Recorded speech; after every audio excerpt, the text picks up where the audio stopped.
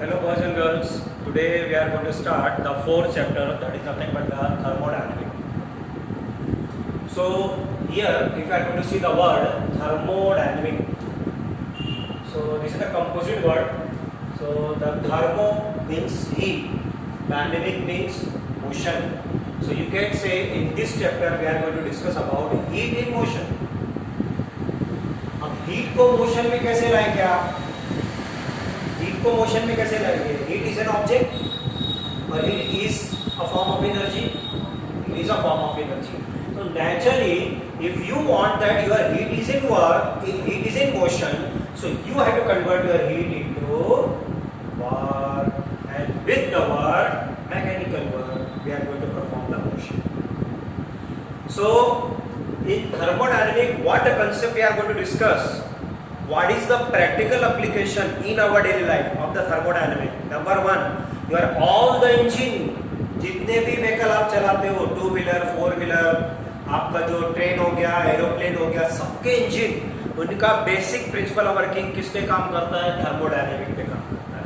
Conversion of heat into work, mechanical work. आपका refrigerator भी इसी प्रिंसिपल पे काम करता है, बट थोड़ा उल्टा काम करता है.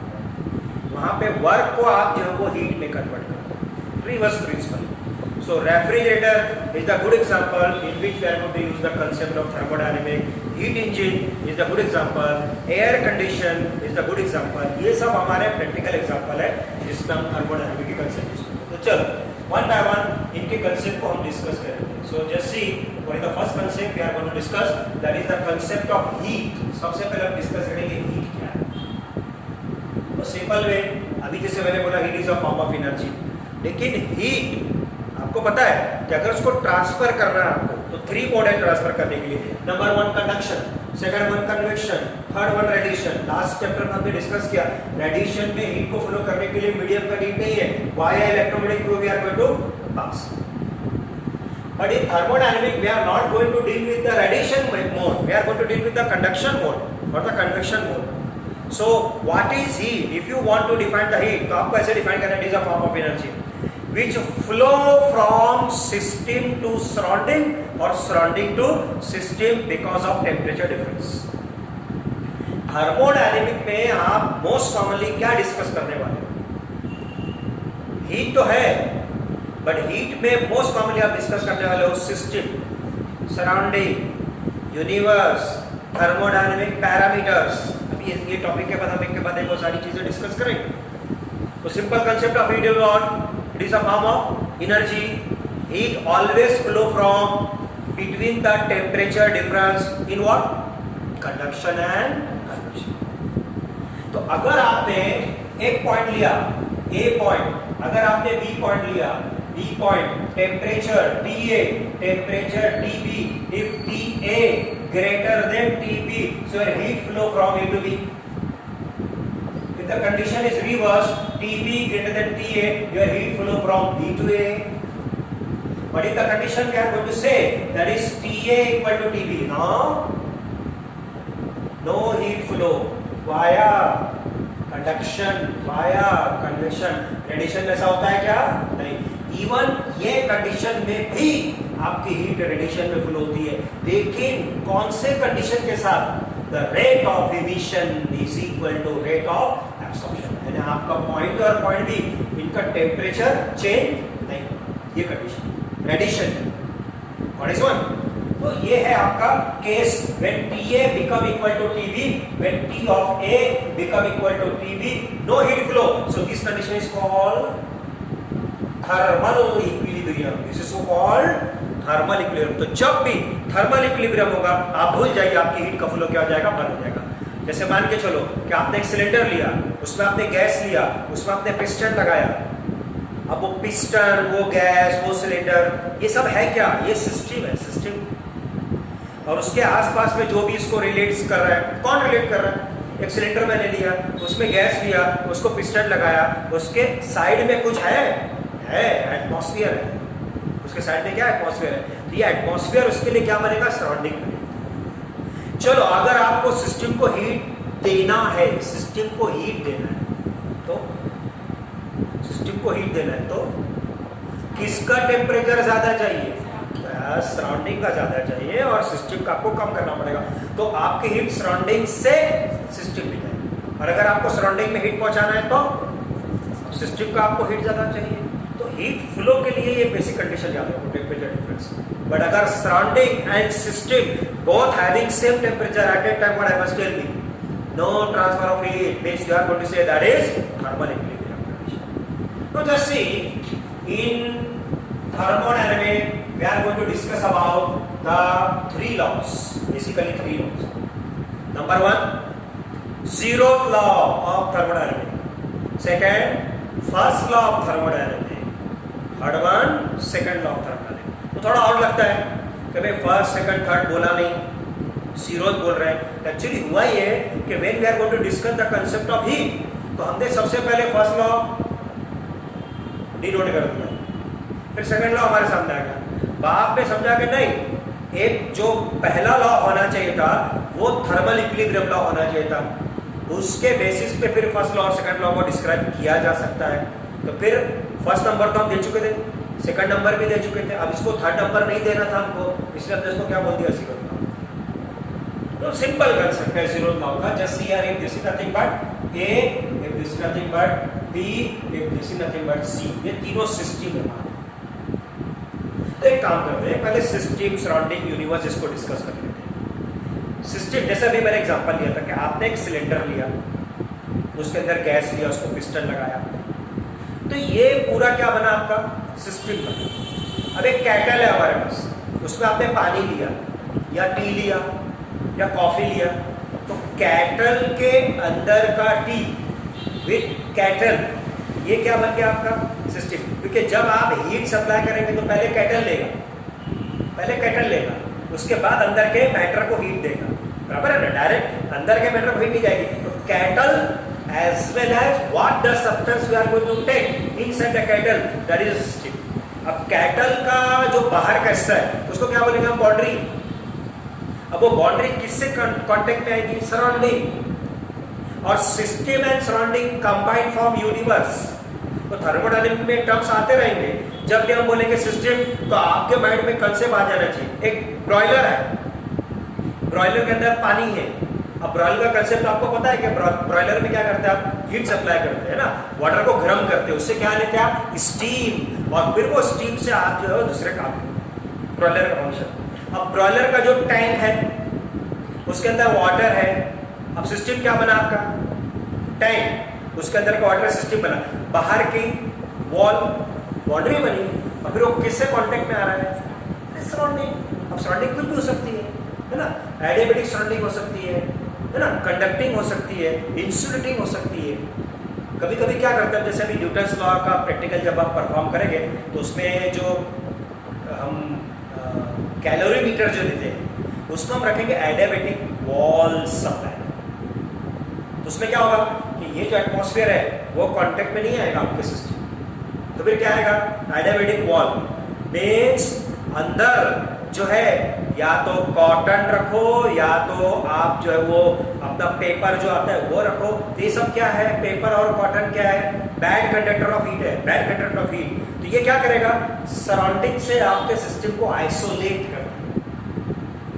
इसीलिए ना एडियाबैटिक का कंडीशन क्या है, you never transfer the heat to surrounding, surrounding से सिस्टम में हीट नहीं आ सकती और सिस्टम से सराउंडिंग में हीट नहीं जा सकती एडियाबैटिक कंडीशन। तो डिपेंड करता है कि हम कौन से प्रोसेस से जा रहे हैं, वेरियस प्रोसेस आते हैं, तो सब डिस्कस होगा बनता है। तो चलो सिस्टम का example, number 1 cylinder provided gas provided with piston, number 1। Second cattle, उसके अंदर टी, उसके अंदर का कॉफी, उसके अंदर का पानी, या फिर ब्रॉयलर। ये सब एग्जांपल हो गए आपके किसके, that is nothing but the system. अब सराउंडिंग मैंने बोल दिया, इट में एटमॉस्फेयर, मोस्ट कॉमनली एटमॉस्फेयर, और इन सम केस, दिस कौन सा केस, एडियाबैटिक केस, उसमें एटमॉस्फेयर सराउंडिंग नहीं होगा। और फिर ये दोनों मिल गए तो इसको क्या बोलेंगे हम, यूनिवर्स बोलेंगे। चलो ओके, ये देखो ये सिस्टम ए है, जीरोथ लॉ पे आ रहा है, zeroth law of thermodynamics, zeroth law of thermodynamics. System A, system B, system C. System A is in thermodynamic, sorry, system A is in thermal equilibrium with B. A और B thermal equilibrium, इसका meaning PA is equal to PB and system B is in thermal equilibrium with C. Miss PB equal to PC. Can you say A and C indirectly thermal equilibrium with each other? अब A और B ये thermal equilibrium में है, B और C ये thermal equilibrium में है, तो आप तो बोल सकते हैं कि A और C भी thermal equilibrium में. This is the simple statement of the zeroth thermal. Depends on what? Depends on what concept? Thermal equilibrium. Thermal equilibrium word आते ही आपके माइंड में क्या कंसेप्ट आना चाहिए? कोई भी दो चीज या तीन चीज या चार चीज ये अगर एक दूसरे से कांटेक्ट में है, ये सबका टेम्परेचर कैसा? सेम. तो हम उनको क्या बोलेंगे? They are in thermal. What is work? चलो अब उसके बाद नेक्स्ट कंसेप्ट को डिस्कस करेंगे. That is I am going to write here thermodynamic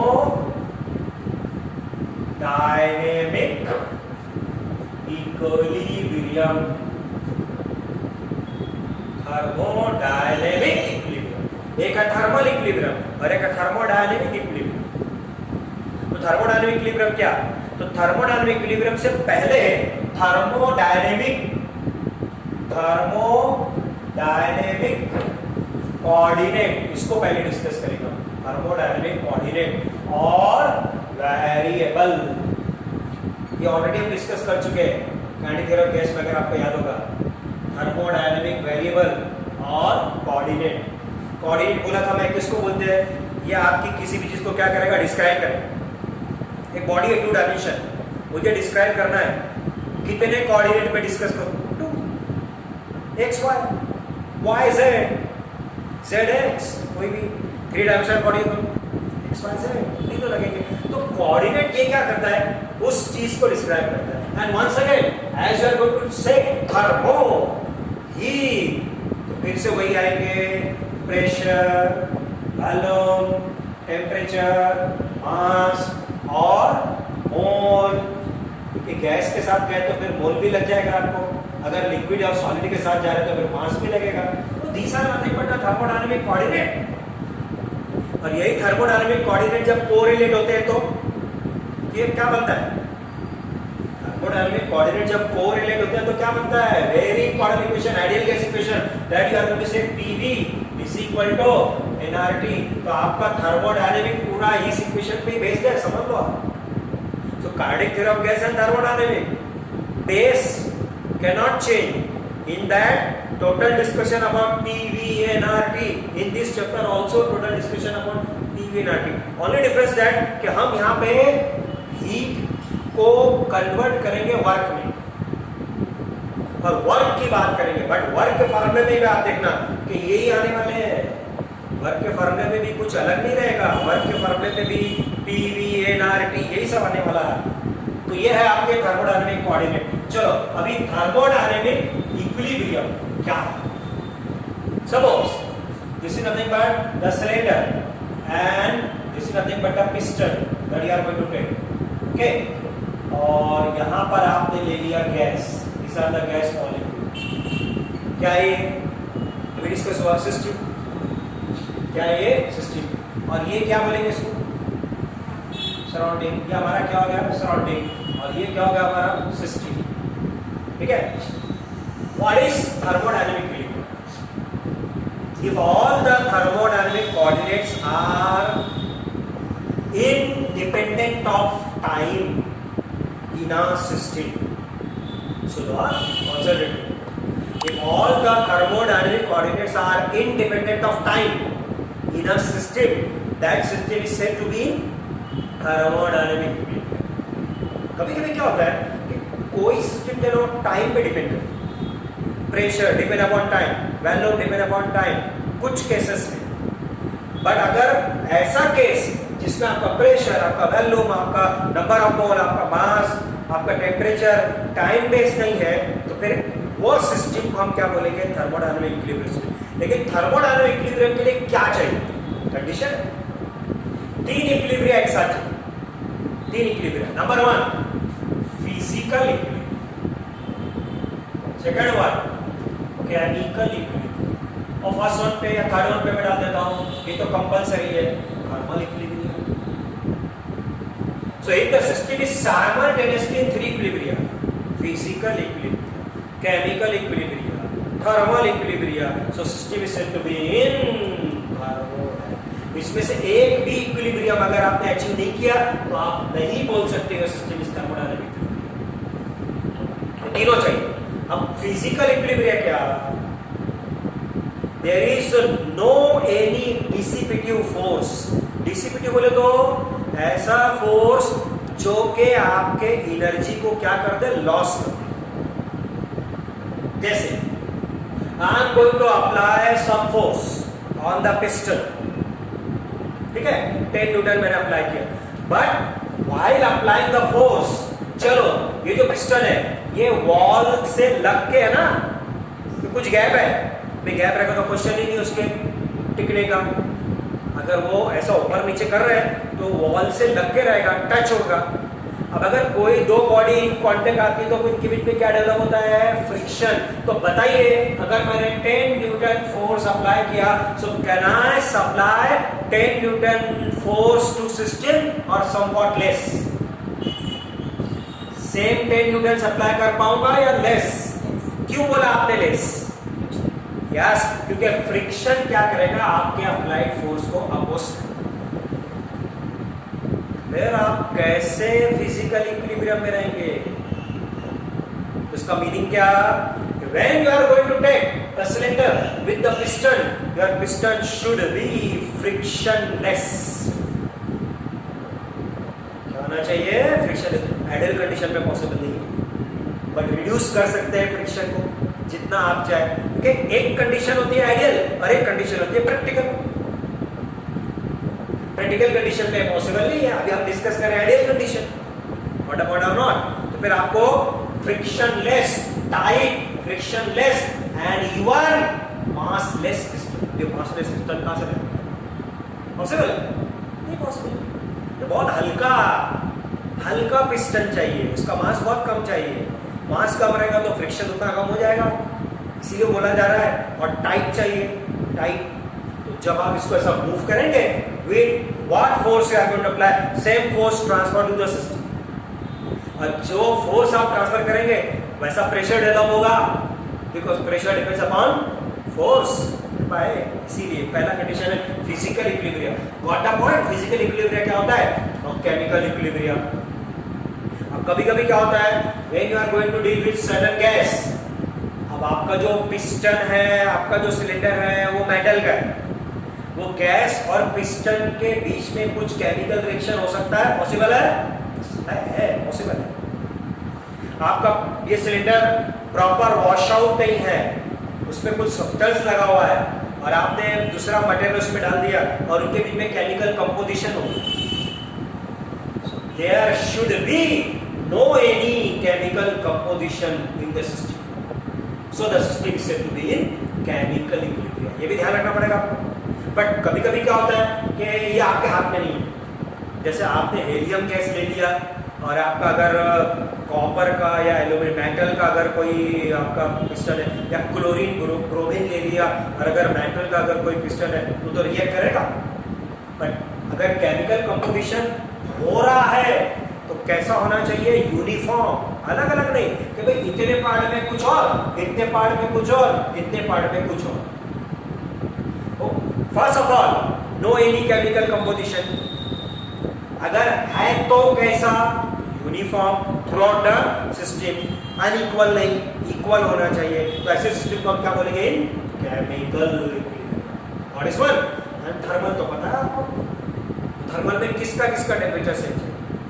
खाली सिस्टम नहीं, system as well as system as well as surrounding, ये दोनों का टेम्परेचर।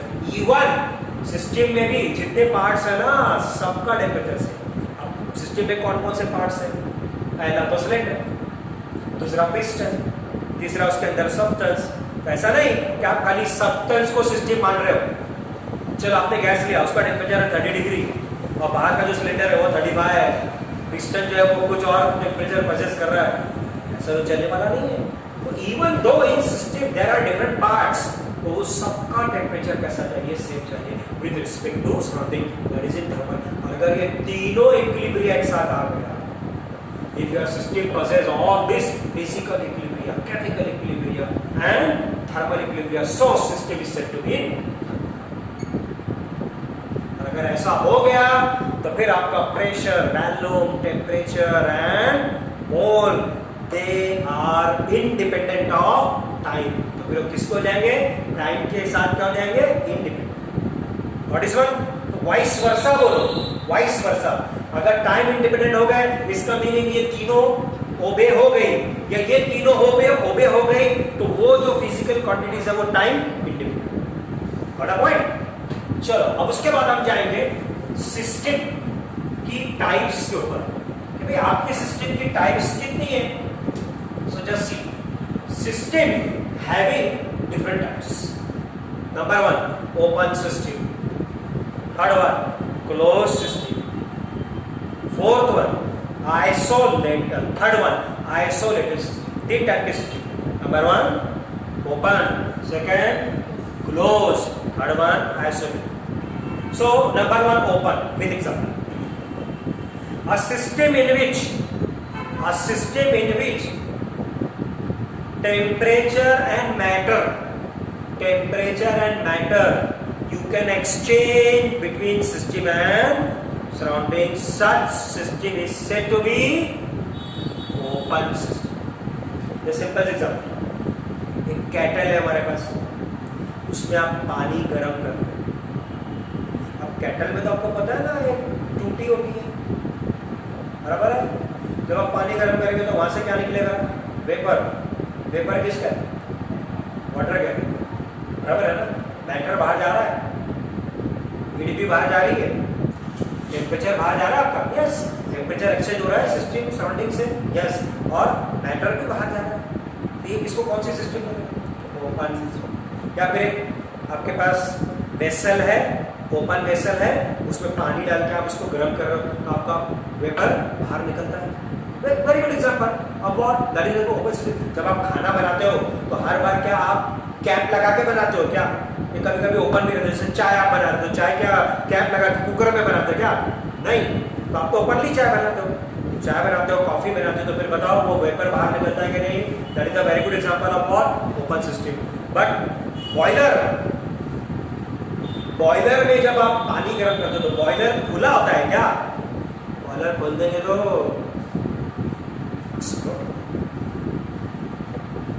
बॉयलर में भी पानी गर्म हो रहा है, केटल में भी पानी गर्म हो रहा है। डिफरेंस क्या, बॉयलर में जो पानी गर्म हो रहा है उसका वेपर बाहर निकलता है क्या,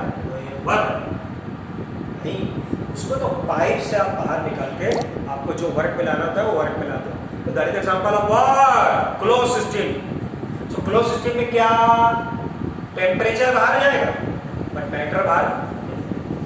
you can exchange the temperature but you never exchange the matter. Open में क्या था, matter and temperature you can exchange with the surrounding, and in close system you can exchange temperature but you can't exchange matter. Now the isolated, what is isolated, अब बोलो क्या होगा, both दोनों exchange नहीं कर सकते।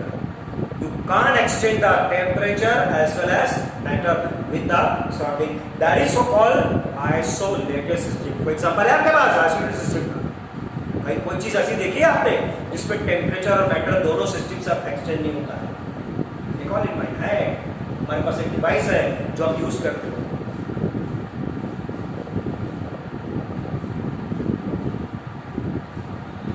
सोचो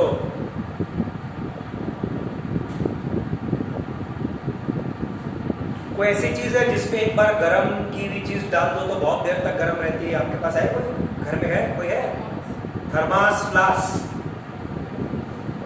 thermos flask is the example of what, isolated system. एक बार मैंने टी बनाया, एक बार कॉफी बनाया, अबाउट टेम्परेचर जाएगा मान के चलो 70 degree centigrade. If I am going to pour the tea and the coffee in that thermos flask about 3 to 4 hour, वो क्या रहेगा, ऐसा के वैसा है। बट चलो ओके, आइडियल और प्रैक्टिकल में डिफरेंस समझो। अभी हम बात कर रहे हैं किसकी, आइसोलेटेड सिस्टम मींस आपका टेम्परेचर भी बाहर नहीं जाएगा और मैटर भी नहीं जाएगा, बराबर है ना। क्या बोल रहे हैं आप, टेम्परेचर भी बाहर नहीं जाएगा और मैटर भी बाहर नहीं जाएगा। अगर आपके पास आइडियल थर्मल फ्लास्क होता ना बेटा, तो 200 इयर्स के बाद भी अगर आप इसको खोलते ना तो आपकी टी का टेम्परेचर वैसे के वैसा नहीं। बट अब तो देखते हैं 4-5 घंटे में तो नॉर्मल हो जाता है। क्यों? इसका रीजन है आपके पास, last chapter in thermos flask you can stop the temperature transformation by means of conduction and convection, but you can't stop the radiation को चलने के लिए कोई मीडियम ही नहीं लगता ना। आपका थर्मस फ्लास्क होता है ना, उसका कंस्ट्रक्शन देखिए आप, 2 वॉल होती है, 2 वॉल और 2 वॉल के बीच में वैक्यूम होता है। तो कंडक्शन कन्वेक्शन को रोक दिया ना आपने, रेडिएशन को नहीं रोक पा रहे आप, इसीलिए 3 से 4 घंटा लेता है वो नॉर्मल पे आने के लिए। बट अगर एक कप है, उसमें अगर आपने टी ले लिया 70 डिग्री सेंटीग्रेड, वो ले लिया, बताओ कितने टाइमिंग में वो नॉर्मल टेम्परेचर पे आएगी? 5 मिनट, बहुत हो गया तो 10 मिनट नॉर्मल पे आ जाएंगे ना। अब रीजन वही टी कप में है, वही टी थर्मस फ्लास्क में, डिफरेंस क्या? तो जो कप में है उसमें 3 प्रोसेस एक बार गई, कंडक्शन से भी चली गई, कन्वेक्शन से भी चली गई, इसलिए वहां पे रेट ऑफ लॉस ज्यादा था। थर्मस फ्लास्क में आपने 2 को स्टॉप कर दिया, खाली 1 चल रहा है, इसलिए आपके रेट ऑफ लॉस, ये डिफरेंस है। But for example we can conclude thermos flask as a which system? What is point? यहां तक के पॉइंट समझे आपको?